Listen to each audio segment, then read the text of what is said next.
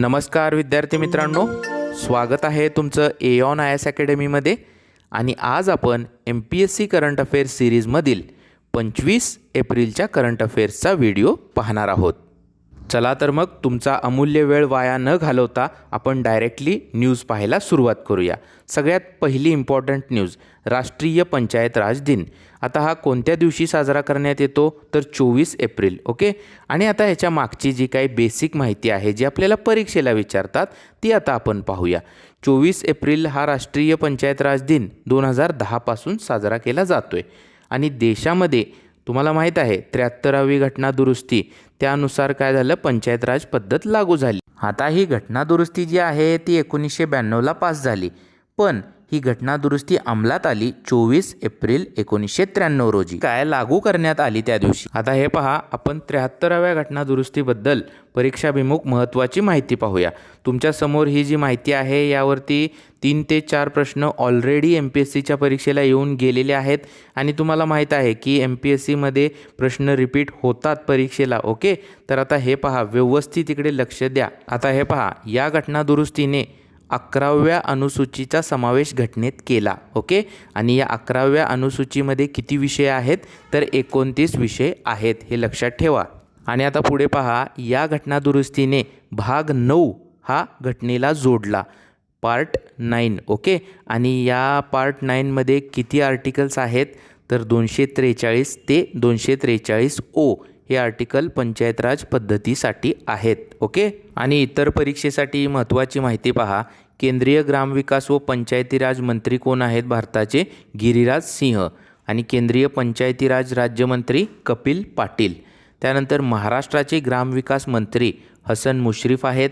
आणि महाराष्ट्राचे ग्रामविकास राज्यमंत्री अब्दुल सत्तार. ओके. आता परीक्षेसाठी पुरस्कारावरती क्वेश्चन येतो, तुम्हाला माहीत आहे पहा, त्यामुळे इम्पॉर्टंट पुरस्कार पाहणं गरजेचं आहे. आणि आता करंट न्यूजमध्ये हा पुरस्कार महत्त्वाचा आहे पहा. पहिला लता दीनानाथ मंगेशकर पुरस्कार कोणाला जाहीर झालेला आहे किंवा काल कोणाला देण्यात आलेला आहे तर पंतप्रधान नरेंद्र मोदी यांना. हा तर महत्त्वाचा झालाच पुरस्कार, पण या पुरस्कारामध्येच वेगवेगळे उपपुरस्कार देण्यात आलेले आहेत पहा. तर हे व्यवस्थित पाहून घ्या, हे परीक्षेला येऊ शकतात. गायक राहुल देशपांडे यांना भारतीय संगीत सेवेकरिता कोणता पुरस्कार दिला आहे, माननीय दीनानाथ मंगेशकर पुरस्कार. ओके. आणि पुढे पहा, आशा पारेख, जॅकी श्रॉफ यांना चित्रपट क्षेत्रात समर्पित सेवेकरिता माननीय दीनानाथ मंगेशकर विशेष पुरस्कार देण्यात आला आहे. आणि पुढचा तिसरा पहा, डबेवाल्यांच्या नूतन Mumbai tiffin box supplier charity ट्रस्टला समाजसेवा क्षेत्रात समर्पित सेवेकरिता माननीय दीनानाथ आनंदमयी पुरस्कार हा कोणाला देण्यात आलेला आहे तर डबेवाल्यांच्या चॅरिटी ट्रस्टला. आणि पुढे याच कार्यक्रमात सर्वोत्कृष्ट नाटक पुरस्कारसुद्धा देण्यात आला, तर ते नाटक कोणतं आहे, संजा छाया. ओके. हे 4 पुरस्कार आहेत पहा. नाहीतर तुम्ही फक्त पहिला लता मंगेशकर पुरस्कार लक्षात ठेवाल नरेंद्र मोदी, आणि परीक्षेत गेल्यावर त्या कार्यक्रमामध्ये हे जे वेगळे 4 पुरस्कार देण्यात आले त्यावरती क्वेश्चन येईल. त्यामुळे हे 4 सुद्धा व्यवस्थित लक्षात ठेवा. आता काल पंचायत राज दिनाचा औचित्य साधून पंतप्रधान नरेंद्र मोदी यांनी ग्रामीण सांस्कृतिक वारसा प्रदर्शनाला भेट दिली. ओके. आणि काश्मीर दौरा होता त्यांचा तो, तर काश्मीरातील तरुणांच्या वाट्याला संघर्षमय आयुष्य येणार नाही असं त्यांनी विधान केलेलं आहे पहा.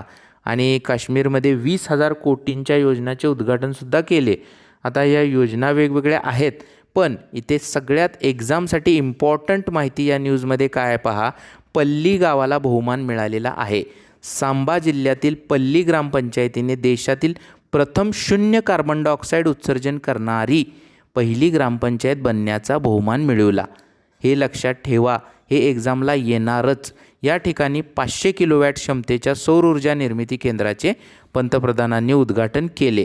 कोणतं गाव, पल्ली गाव. कोणता जिल्हा, सांबा जिल्हा. आणि केंद्रशासित प्रदेश कोणता तर जम्मू आणि काश्मीर. ओके. आणि काल नाशिकमध्ये PSI पोलीस उपनिरीक्षक यांच्या बॅचचा दीक्षांत सोहळा पार पडला पहा. तर त्यावेळी अजित पवार उपस्थित होते. त्यांनी काय विधान केलेलं आहे की राजकीय दबावाला बळी पडू नका. आणि ह्या दीक्षांत सोहळ्याचे दृश्य तुमच्यासमोर दिसत आहे पहा. विद्यार्थी मित्रांनो, सर्व शक्य आहे, फक्त जबरदस्त इच्छाशक्ती आणि अभ्यास करण्याची वृत्ती हवी आहे पहा. यश 100% मिळतंच, कष्ट अपार हवेत. RTI दाखल केली होती पहा, त्याला नॅको म्हणजेच नॅशनल एड्स कंट्रोल ऑर्गनायझेशनने उत्तर दिलेलं आहे की देशामध्ये गेल्या 10 वर्षात 17 लाख लोकांना HIV बाधा झाली आहे. आता एक्झामसाठी इम्पॉर्टंट आपण काही याच्या मागील माहिती पाहूया. HIV आणि एड्सचा लॉंग फॉर्म तुम्हाला माहीतच असेल. HIV हा व्हायरस आहे आणि त्यामुळे एड्स हा रोग होतो. HIV human immuno deficiency virus आणि एड्स म्हणजे काय, acquired immuno deficiency syndrome. Okay, आता HIVच्या तपासणीला नाव काय पहा, ELISA test. Okay, enzyme linked immunosorbent assay असं नाव आहे पहा याचं. पुढची बातमी पहा विद्यार्थी मित्रांनो, 95वे साहित्य संमेलन उदगीर येथे आयोजित केले होते. बरोबर, आपण त्याच्याविषयी गेल्या व्हिडिओमध्ये माहिती पाहिलेली आहे. कोणी पाहिली नसेल तर तो व्हिडिओ पाहून घ्या. त्यामध्ये आपण बऱ्याच इम्पॉर्टंट एक्झामच्या संदर्भात गोष्टी डिस्कस केल्यात. आता या साहित्य संमेलनाचा समारोप कार्यक्रम होता. ओके, तर त्यामध्ये नितीन गडकरीजी हे मुख्य अतिथी होते. तर त्यांचे विधान आहे पहा, सत्ता दृष्टी नष्ट करू शकते, दृष्टिकोन नाही. बरोबर आहे ना. आता या संमेलनामध्ये काही महत्त्वाचे ठराव पास झालेत पहा, हे पाहणं गरजेचं आहे. तर पहिला ठराव पहा की पहिल्यांदा काय होतं, आकाशवाणी किंवा दूरदर्शनवर या साहित्य संमेलनाचं जे प्रक्षेपण आहे ते फ्री ऑफ कॉस्ट केलं जायचं, पण आत्ता त्याला फीज आकारली जाते. तर ते फ्री ऑफ कॉस्ट केलं जावं असा एक ठराव होता. त्यानंतर दुसरा, शेतकऱ्यांना शासनाने आर्थिक मदत करावी. तिसरा महत्त्वाचा आहे पहा, मराठी भाषेला अभिजाततेचा दर्जा मिळावा. आणि चौथा, जे सगळ्यात वादग्रस्त म्हणजे लेखक ठरलेले आहेत, जेम्स लेन, या जेम्स लेनचा निषेध केलेला आहे पहा.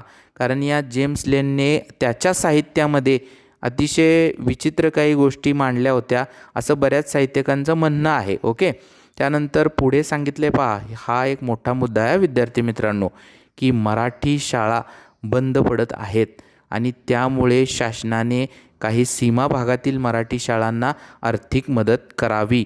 आणि नंतर गोवा सरकारने कोकणीप्रमाणे मराठी भाषेलाही राजभाषेचा दर्जा द्यावा. आणि शेवटी पहा, हा परीक्षेला प्रश्न येऊ शकतो की हत्तीबेट कुठे आहे. कारण का इथे ही जी लास्टची जी काही ठराव आहे त्यामध्ये सांगितले पहा, उदगीर जिल्ह्यासह हत्तीबेटास जागतिक पर्यटनाचा दर्जा द्यावा.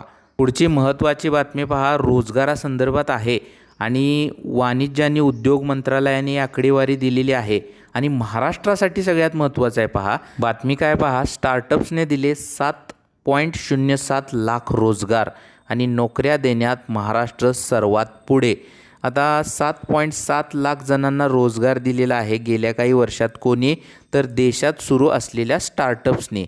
आणि जवळपास त्यापैकी 1 लाखापेक्षा जास्त जणांना महाराष्ट्रातील स्टार्टअप्सने रोजगार दिलेला आहे.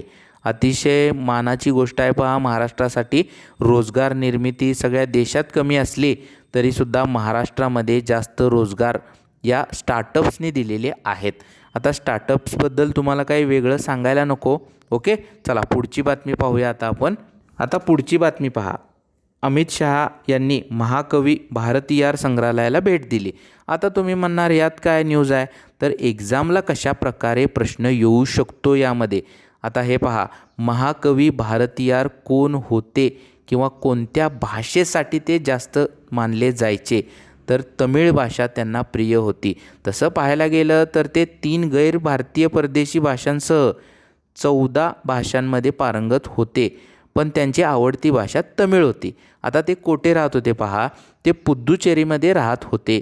कारण ब्रिटिशांनी त्यांच्याविषयी अटक वॉरंट काढलं होतं. ते तमिळनाडूमध्ये होते. त्यानंतर ते पुद्दुचेरीमध्ये, फ्रेंच टेरिटरी होती ना पुद्दुचेरी, त्यामुळे ते तेथे राहायला गेले. इथे समोर तुम्हाला त्यांचा फोटो दिसत आहे आणि ते भारत कवी या नावाने सुद्धा प्रसिद्ध होते बरं का. आता पुढे 2 बातम्या आहेत पहा, पर्यावरणाशी रिलेटेड, पटकन पाहून घेऊया. पहिली पहा, नागपूरमधील आफ्रिकन सफारीचा मार्ग मोकळा, अर्थसंकल्पात निधीची तरतूद, आराखडाही मंजूर. आता आफ्रिकन सफारी काय आहे हे पहा. जगभरामध्ये आफ्रिकन सफारी जी आहे ती साहसी सफारीसाठी प्रसिद्ध आहे. तुम्ही पण काही व्हिडिओज वगैरे बघितले असतील किंवा डिस्कवरी चॅनलवर पाहिलं असेल. आफ्रिकेमध्ये कसे प्राणी अशी मोकळे सोडले जातात आणि त्यांच्या बाजूने लोक पर्यटक त्या प्राण्यांना पाहत असतात. आणि तशाच प्रकारे आता महाराष्ट्रामध्ये सुद्धा करण्यात येणार आहे. कुठे तर बाळासाहेब ठाकरे गोरेवाडा आंतरराष्ट्रीय प्राणी संग्रहालय. आता हे आंतरराष्ट्रीय प्राणी संग्रहालय कुठे आहे तर नागपूरमध्ये आहे. हे महत्त्वाचं लक्षात ठेवा. ओके. आता पुढची बातमी पहा, कास पठारा संदर्भात आहे. आता तुम्ही काही दिवसापूर्वीच पाहिलं असेल की कासमध्ये रात्र सफारीची परवानगी दिली होती. पहिले तर कास पठार कुठे आहे? साताऱ्यामध्ये आहे. ओके. आणि वर्ल्ड हेरिटेज साईट युनेस्कोचा जागतिक वारसा स्थळाचा दर्जासुद्धा याला मिळालेला आहे आणि त्या यादीत या पठाराचा समावेश झालेला आहे. आता मूळ बातमी काय पहा, काही पर्यावरणप्रेमींनी या रात्र सफारीला विरोध केलेला आहे. त्यांचं म्हणणं आहे की रात्र सफारीमुळे पर्यावरणाला धोका निर्माण होईल. आता ही बातमी विज्ञान तंत्रज्ञान विभागामध्ये महत्त्वाची आहे. पहा, अवकाशात उपग्रहांसाठी इंधन भरणा केंद्र उभारणार. आता हे पहा, जे उपग्रह वरती अवकाशात सोडले जातात तर त्यांच्यामध्ये इंधन भरणा वरतीच करण्यात यावा अवकाशामध्येच, त्यासाठी आता केंद्र उभारणार आहे. तर सगळ्यात महत्त्वाचं काय आहे तर ही जी सगळी कल्पना आहे ती मुंबईतील स्टार्टअप कंपनीची आहे. मानस्तू स्टार्टअप कंपनी जी आहे ती हे केंद्र उभारणार आहे. ओके, हे लक्षात ठेवा. आता समोर तुमच्याकडे एक रिपोर्ट दिसत आहे. पहा, जमिनीच्या पोटातले पाणी किती पुरेल. आणि यामध्ये सगळ्यात धक्कादायक की म्हणजे इथे ही माहिती आहे की अतितीव्र टंचाई, इथे पहा रेड कलरमध्ये तुम्हाला दिसते, त्यामध्ये भारताचा समावेश आहे. आणि वर्ल्ड रिसोर्स इन्स्टिट्यूट या संस्थेने 189 देशांमधल्या नैसर्गिक संसाधनाबाबतची आकडेवारी जमवली आणि हा जो काही डिटेल रिपोर्ट आहे तो दिलेला आहे. आता हे पहा, पुढील बातमी जी आहे ती आंतरराष्ट्रीय आणि आरोग्य या घटकाखाली मोडते. चीन तुम्हाला माहीतच आहे काहीतरी जगावेगळं करत असतं. बरं ठीक आहे, जगावेगळं करा पण जगाला धोक्यात आणू नका ना. आता हीच बातमी पहा, चीन बनवतोय कोरोना दृश्य व्हायरस. आणि या चीनच्या प्रयत्नांना मदत कोण करतं आहे?